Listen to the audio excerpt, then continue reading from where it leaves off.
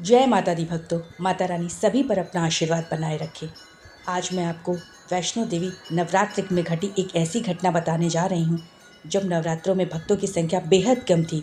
यानी नवरात्र के पहले दिन की ये घटना है जब एक भक्त अपने ज़िद पर परिवार से लड़कर माता वैष्णो देवी की यात्रा के लिए निकला और उसे रास्ते में ऐसे अद्भुत चमत्कार के दर्शन हुए, माता रानी के दर्शन हुए, जिसे सुनकर आप भी कह उठेंगे, माता रानी आज भी अपने सच्चे भक्तों को अपने दर्शन देती हैं और उन पर अपनी कृपा बनाती हैं। तो चलिए माता रानी का जयकारा लगाते हुए सुनते हैं इस घटना को। ये घटना गोरखपुर से आए हुए अरविंद की है। अरविंद माता वैष्णो देवी के लिए पहले से ही टिकट कटा चुका था, जो कि नवरात्रि का था। लेकिन बीच में जब लैंडस्लाइड की घटना हुई तो उसके साथ उसके अन्य दोस्तों ने, जिसने उनके साथ टिकट कटाया था, सबके परिवार ने मना कर दिया। अरविंद के परिवार ने भी उसे जोर दिया कि वो ऐसे समय में वैष्णो देवी की यात्रा ना करे। लेकिन ये अरविंद माता रानी से नवरात्र में ही मिलने की अपनी इच्छा को लेकर इतना ज़्यादा जिज्ञासु था कि उन्होंने अपनी यात्रा कैंसिल नहीं की और अकेले ही निकल पड़े माता वैष्णो देवी की यात्रा के लिए। और नवरात्रि के पहले दिन जब माता रानी का पूरा धाम सूना पड़ा था, बहुत कम भक्त ही उस समय उस यात्रा को कर रहे थे, तब अरविंद भी उन्हीं भक्तों में से एक था। अरविंद माता रानी का जयकारा लगाते हुए, उन्हें याद करते हुए, उनका नाम लेते हुए निकल पड़ा वैष्णो देवी की यात्रा पर आगे।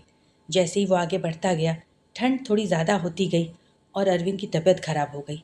अचानक उसके शरीर में काफ़ी दर्द उठने लगा और बुखार भी चढ़ गया। अब उसे समझ में नहीं आ रहा था कि ऐसी स्थिति में वो क्या करे, किसकी सहायता ले, क्योंकि वो पूरी तरीके से अकेला था। लेकिन अरविंद भी एक नंबर का ज़िद्दी था। उसने ठान ली थी कि वो माता रानी के दर्शन करने के बाद ही लौटेगा। बीच रास्ते में वो अपनी यात्रा नहीं छोड़ेगा। और वो माता रानी को याद करते हुए उसी बुखार और दर्द की हालत में आगे बढ़ता गया। थोड़ी दूर चलने पर उसने सोचा कि कहीं बैठ कर थोड़ा विश्राम कर लें, शायद उससे उसकी तबीयत ठीक हो जाए। वो रास्ते में एक जगह थोड़ी देर के लिए बैठा और माता रानी को याद करने लगा कि हे माता रानी, आपके दर्शन के बिना मैं नहीं लौटूंगा। तभी अचानक उसको ऐसा महसूस हुआ जैसे किसी ने उसके सर पर अपना हाथ रखा हो। वो घबरा गया, लेकिन वहाँ पे आसपास कोई भी नहीं था। फिर उसे लगा ये उसका वहम है। फिर उसने थोड़ी देर आंख बंद की तो उसे ऐसा महसूस हुआ जैसे कोई उसके बगल में बैठा है। जैसे उसने पलट के देखा, वहाँ पे एक बूढ़ी औरत बैठी थी। अरविंद ने ना उनकी आने की आहट सुनी, ना उनके बैठने की सुनी। अरविंद ने पूछा, आप कब आके बैठ गई अम्मा? तो उन्होंने कहा, बेटा, जब तू आँख बंद करके किसी सोच में डूबा था तब मैं आके बैठ गई। माता को याद कर रहा था क्या? तब अरविंद ने कहा, हाँ अम्मा, थोड़ी तबीयत ठीक नहीं लग रही है, क्या करूँ? तब उन्होंने कहा कि बेटा, तूने तो कुछ ओढ़ने के लिए भी नहीं लिया है। देख, मेरे पास ये ओढ़ने के लिए कंबल एक्स्ट्रा पड़ा है, इसे तू ओढ़ ले। उन्होंने अरविंद को अपना कंबल ओढ़ाया और पीने के लिए पानी दिया और अपना ममता भरा हाथ अरविंद के सर पर रखा, बिल्कुल वैसे जैसे माँ अपने बच्चे के सर पर रखती है। अरविंद को भी बहुत अच्छा, बहुत सुकून महसूस हो रहा था। उसने उन्हें धन्यवाद दिया और जैसे ही उन्होंने अपना हाथ अरविंद के सर पर रखा, एक चमत्कार सा हुआ। अरविंद का सारा बुखार, सारा दर्द एक पल में गायब हो गया। अरविंद फिर से स्वस्थ महसूस करने लगा। फिर उन्होंने कहा, चल बेटा, अब अपने आगे की यात्रा कर, माता रानी तेरी प्रतीक्षा कर रही हैं।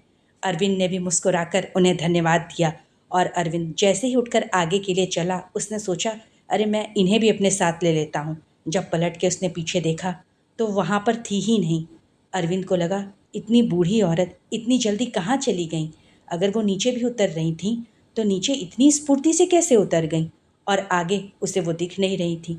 खैर, अरविंद ने उन्हें मन में ही धन्यवाद देते हुए अपनी आगे की यात्रा पूरी की। यात्रा थोड़ी ही बची थी, वो माता के भवन तक पहुंच गया। माता की नवरात्रि की दिव्य सजावट वहाँ शुरू थी।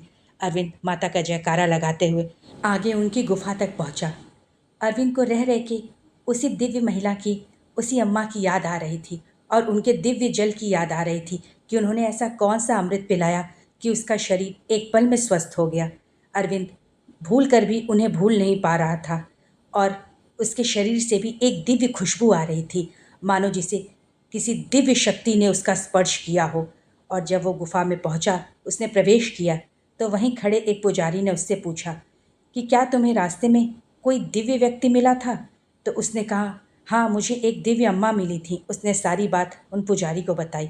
तब पुजारी ने कहा, वो क्यों कोई और नहीं, साक्षात माता रानी थी, क्योंकि तुम्हारे शरीर से जो दिव्य खुशबू, जो दिव्य सुगंध आ रही है, वो माता के स्पर्श की ही सुगंध है। अरविंद माता की पिंडियों के सामने उनके चरणों में गिर पड़ा और माता को साक्षात दर्शन देने के लिए शत शत बार धन्यवाद करने लगा।